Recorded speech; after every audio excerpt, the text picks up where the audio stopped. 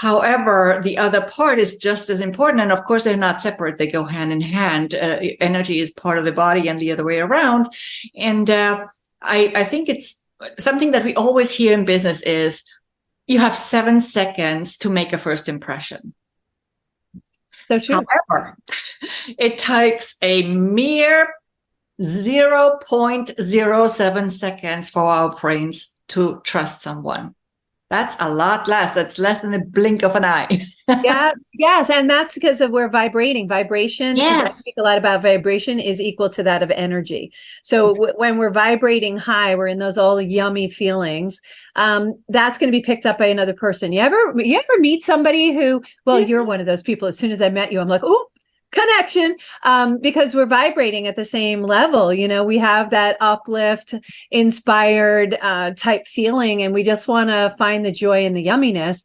And we recognize the challenges, but we look at challenges as opportunities. So that vibration connects, and that 1 second is amazing. So yeah, I mean, how do you guide people to be aware, because everything starts with awareness of what they're transmitting in that 1 second, and then how do you guide them to be able to make certain they're transmitting the right energy in that 1 second?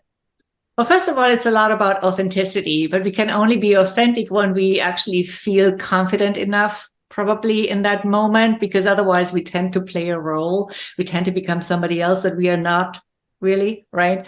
And that also comes across as not trustworthy.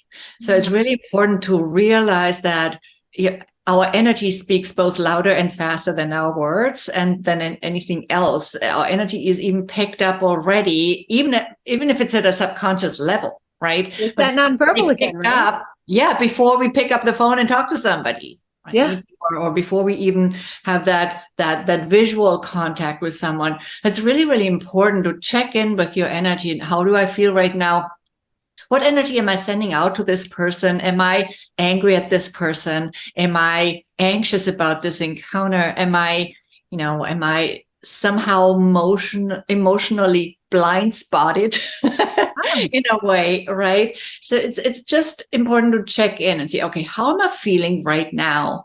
What is my energy saying about me? And then I can always do a quick energy technique to optimize my energy in that moment very quickly. And I share one of those, or several of those actually, but the most important one that I share in my book, I call Tap Into Your Inner Power.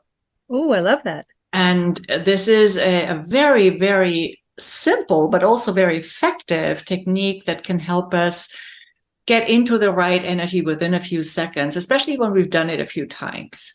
So right. That's your book, Speak Up, Stand Out, and Shine, which you can find on Amazon. Can they find it on your website, transformyourperformance.com as well?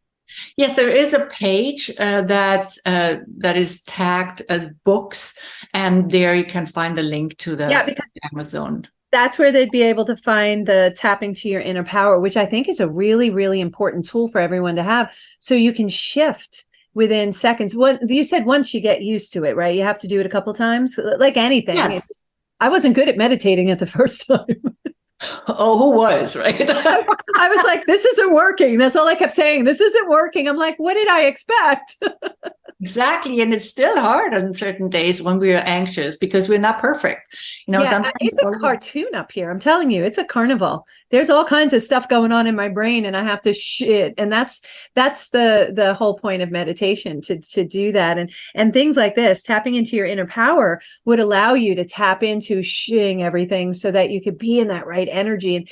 And you said something that really, really resonates. And we speak about that to our listeners all the time, which is the importance of being present, being here in the moment with you together, even listening to what we're doing, on the show.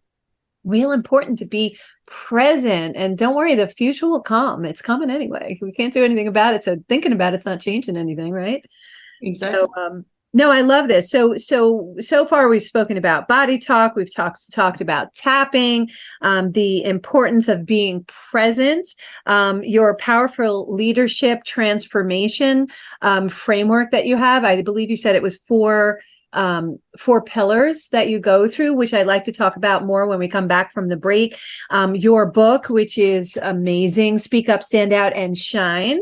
And of course, tapping into your inner power. I love that. And I encourage everybody to reach out and just experience it, see how it makes you feel, and then utilize it as this instant tool. You are so yummy, Regina. We're going to take a short break and we're going to come back with Regina. Transformyourperformance.com. You need to reach out.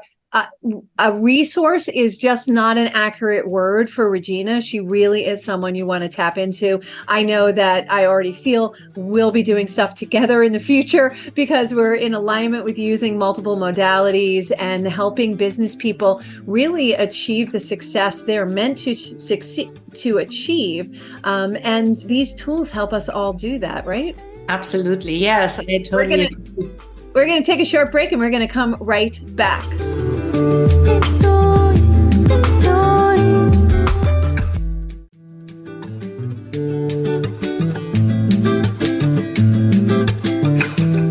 Welcome back to Healthy Lifestyle with Lorianne. I am Coach Lorianne. If you'd like to be a guest or lift up your business, product, or not-for-profit, or if you have a question or comment, we would love to hear from you. Email us at healthylifestylewithla@gmail.com. That's healthylifestylewithla@gmail.com.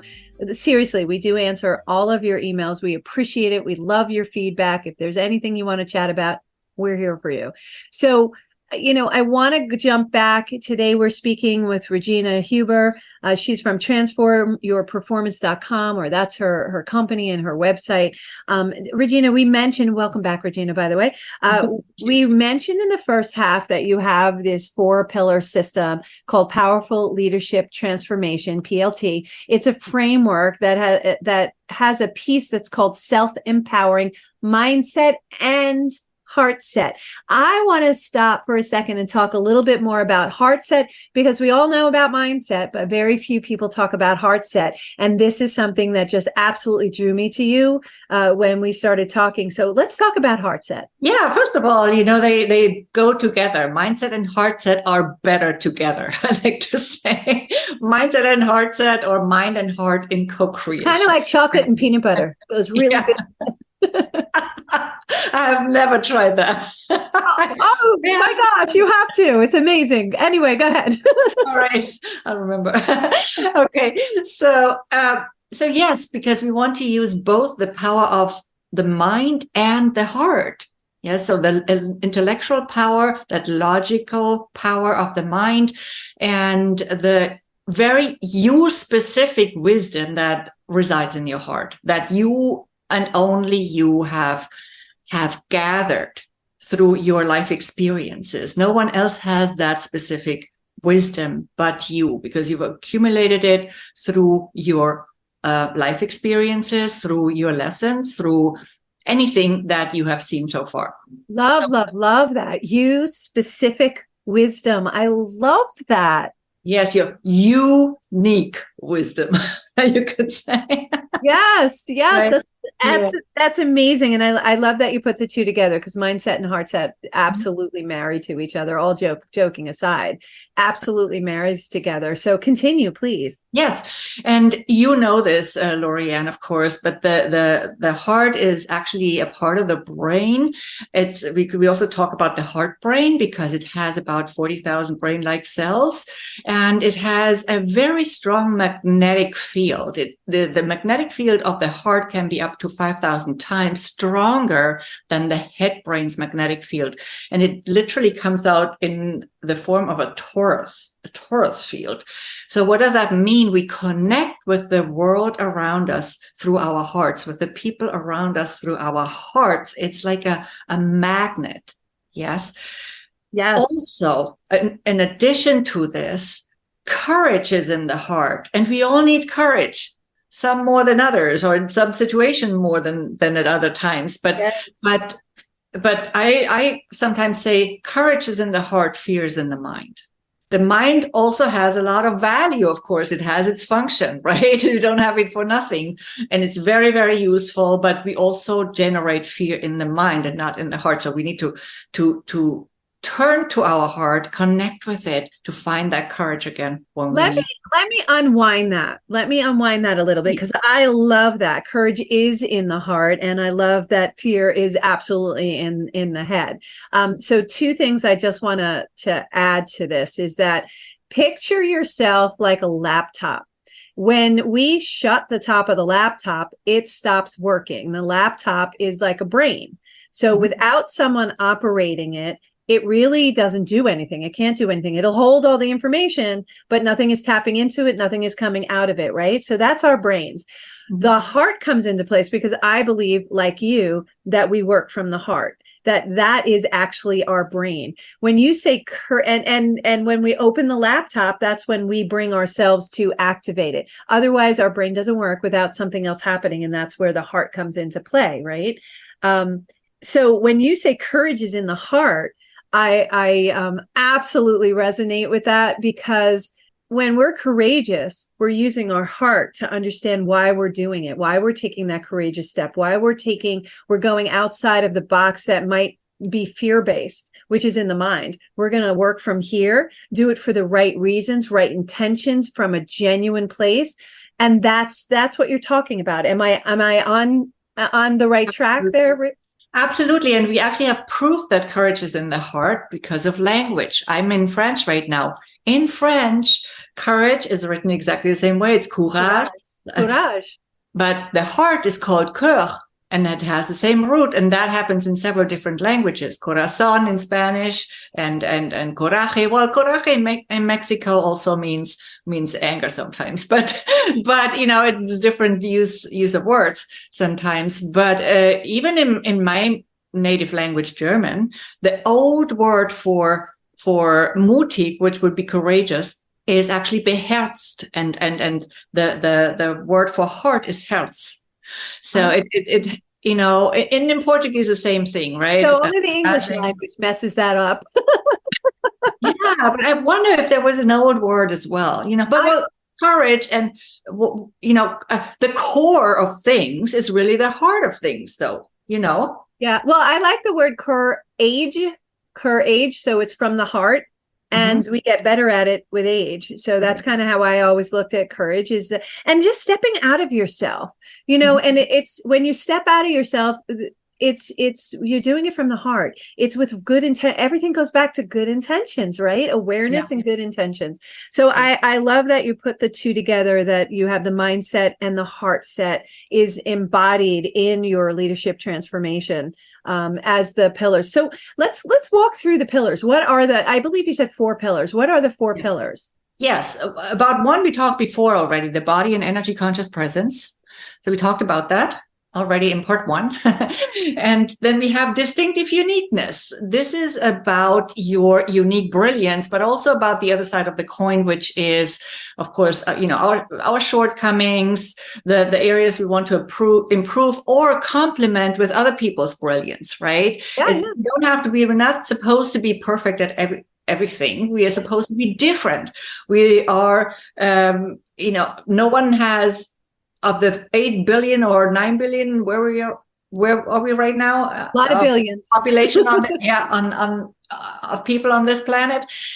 No one has your DNA. And there's a good reason for that. You're supposed to be unique. Of course, there are certain skills, there are certain competencies that we need to develop. Those are foundational, though. That doesn't change who we are uniquely, and that uniqueness. And I want to repeat this because it's so important. Difference is good. Different is good. I'm going to say it again. Different is good. Unique is different, which is good, because we do complement each other. It's like we do the same thing or similar things, but we complement each other, because what you're really strong at complements where my weakness may start, and what I may be strong at may complement where your weakness may be. And weakness is not a bad thing. It just means we don't have as much competence in that. It doesn't make less of us as a person. And I really wanted to drive that home. Right, Regina? Do you agree? Absolutely agree. Of course. And I believe that we sometimes focus too little on that unique brilliance and too much on the shortcomings or weaknesses. And we we always look at, what is wrong with us. I wrote an article about what is right with you. Yes. Yes. That's what we first and foremost need to focus on, because when we go deep with this, we can uncover so many beautiful things in our potential.